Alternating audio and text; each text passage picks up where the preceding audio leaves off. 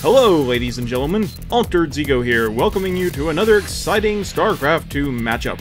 Tonight's competition comes to you straight from the world-famous Xel'Naga Caverns, and is brought to you by new and improved Zergling-flavored Spam.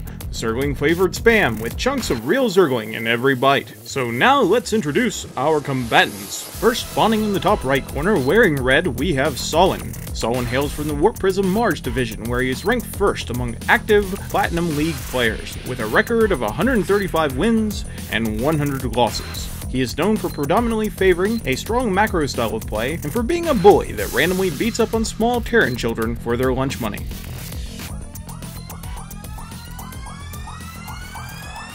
Next, spawning in the bottom right corner, wearing blue, we have Datnhahn.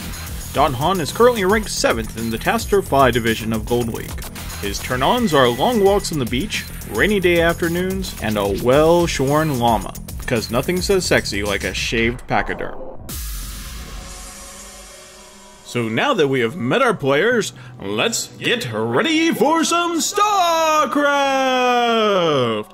As we transition into our game view, I must say I am extremely excited to see how these two experienced players approach this matchup. As was previously stated in the intro, Sawyn is a player who likes to focus on building a strong economy in the early game, and then uses that early economic advantage to crush his opponent in the mid to late stages of play. He considers himself to be a disciple of the Day 9 school of macro, and his gameplay is generally centered around constantly make workers. And never get supply blocked.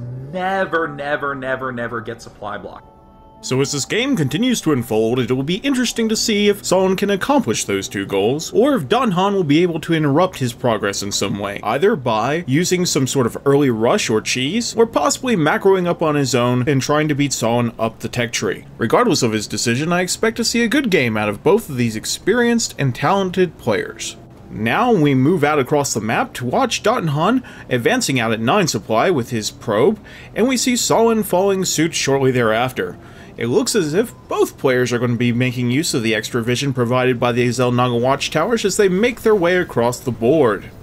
Continuing to follow Datnhahn's probe, we can see as he enters into Sawyn's space that it looks like his probe is routed to follow waypoints designed to obscure its visibility to the opponent player. We'll have to see if Sawyn will pick up this unit, or if maybe it went by unnoticed.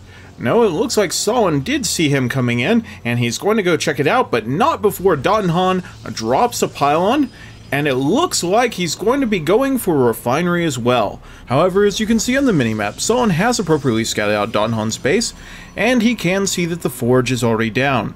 So knowing that information, he can now prepare an appropriate defense for any sort of photon cannon rush. And it looks like while Datnhahn was dealing with Sawyn's probe in his base, he temporarily lost control of his micro, and accordingly lost his probe. So this might either stall or stop this attempt at an early game rush, but we'll just have to see what kind of decision Datnhahn makes at this point.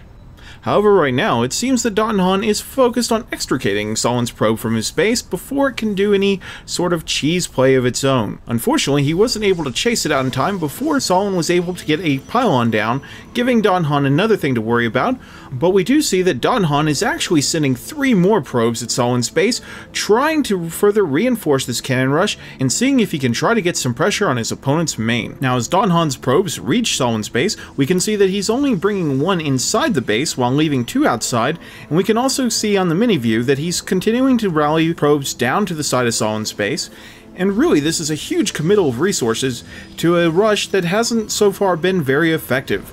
It seems as if Sawyn has effectively scouted and appropriately responded to this rush. Datnhahn is committing a huge number of resources. As we can see, he's already behind in the probe count, and his economy is definitely suffering due to the prolonged nature of this particular attack. And there we see one more of those valuable probes dying to that zealot. And this other one over here is apparently playing Mighty Probe, saying, "Here I come to kill the gateway!" And that zealot kills him off as well. And now we see that Datnhahn is committing another 2 probes to this attack.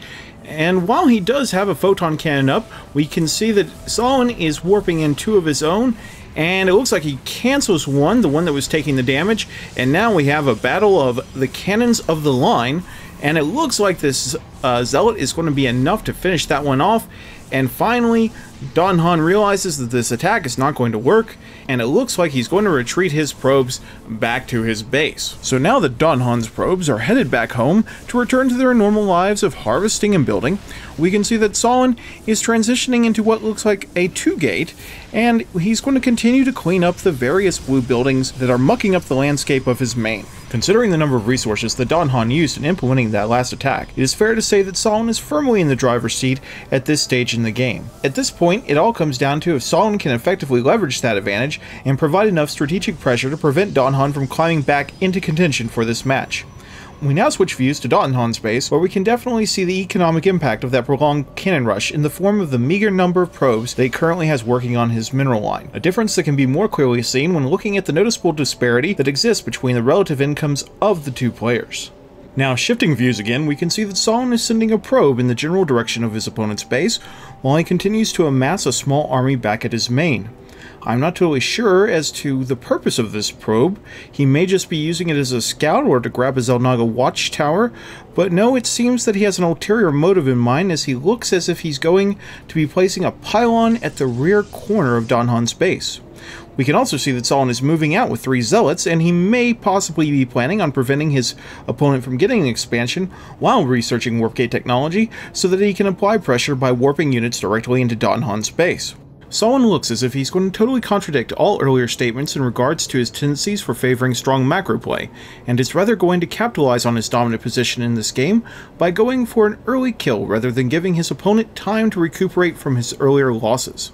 In line with this strategy, we can see that Sawyn is continuing to rally units to Datnhahn's natural, and it looks as if he is going to be placing a photon cannon well within range of the interior confines of his opponent's inner sanctum. Sawyn seems to be quite content to patiently wait for his photon cannon to warp in, while he continues to mass a larger and larger force at his opponent's natural expansion. It seems as if Datnhahn has grown somewhat curious in regards to his opponent's activities, and is sending out a scouting probe to see what his enemy may be up to. Unfortunately for him, he decides to make this move just as Sawyn's exterior photon cannon reaches the status of being a fully armed and operational battle station, and is summarily greeted by a rather sizable zealot welcoming party.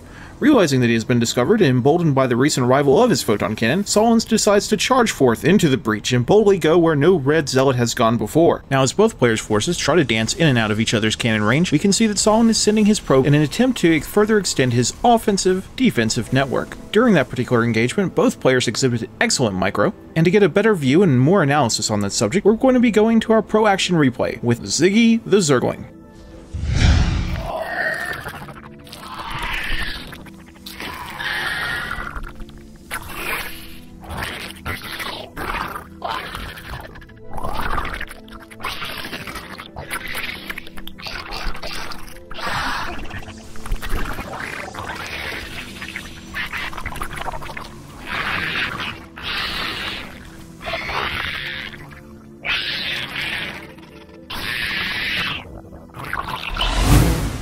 Thank you, Ziggy, for that insightful analysis, and now we return back to our game where we can see that Sawyn seems to have an extremely firm foothold on Datnhahn's base, and he is now using that position to slowly creep his cannons towards Datnhahn's unit-producing structures while using his forces to keep his opponent's army size well below his own.